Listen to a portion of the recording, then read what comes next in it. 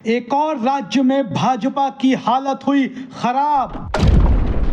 भाजपा को रौंदती दिख रही कांग्रेस, खुद के सर्वे में हारती दिख रही है भाजपा।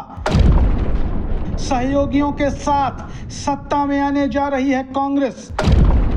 भाजपा का हो जाएगा सफाया। भाजपा में शुरू हुआ चिंतन मनन का दौर। वैसे तो भारत एक राष्ट्र है, पर एक महाराष्ट्र है। भारत एक ऐसा राष्ट्र है जहां चुनावी माहौल हमेशा बना ही रहता है।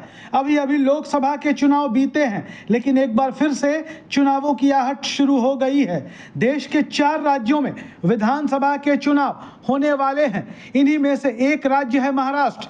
महाराष्ट्र हाल के दिनों में राजनीतिक नौटंकियों के लिए खूब चर्चा में रहा। उधर वाले इधर और इधर वाले उधर होते रहे। कौन कब किधर चला जाता है वहां पता ही नहीं चलता। खैर, हम बात कर रहे हैं भारतीय जनता पार्टी के आंतरिक सर्वे की, जिसमें महाराष्ट्र विधानसभा चुनाव में उनकी दुर्गति साफ साफ दिखाई दे रही है। न्यू इंडियन एक्सप्रेस की रिपोर्ट के अनुसार महाराष्ट्र की 288 विधानसभा सीटों में से भारतीय जनता पार्टी इस बार महज 55 से 65 सीटें ही जीतती हुई दिखाई दे रही है, जबकि 2014 के महाराष्ट्र विधानसभा चुनाव में भाजपा को 122 सीटों पर और 2019 के विधानसभा चुनाव में 105 सीटों पर कामयाबी हासिल हुई थी।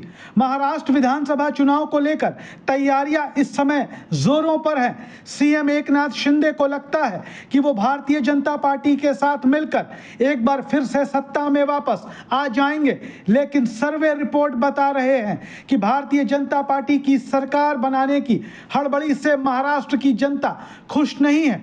उधर एक रिपोर्ट यह भी बताती है कि राष्ट्रीय स्वयंसेवक संघ महाराष्ट्र में अजीत पवार को साथ लेकर चलने के पक्ष में नहीं है। महाराष्ट्र की राजनीति में अजीत पवार की छवि बिल्कुल भी अच्छी नहीं है, लेकिन अजीत पवार इस वक्त एनडीए के साथ हैं और डिप्टी सीएम हैं।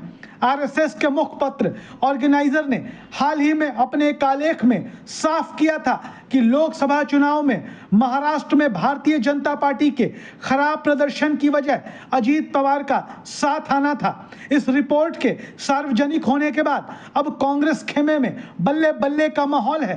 कांग्रेस को लगता है कि उद्धव ठाकरे और शरद पवार के साथ मिलकर अब वो महाराष्ट्र की सत्ता पर कब्जा कर सकती है। वैसे ये सियासत है और सियासत में कभी भी कुछ भी मुमकिन है।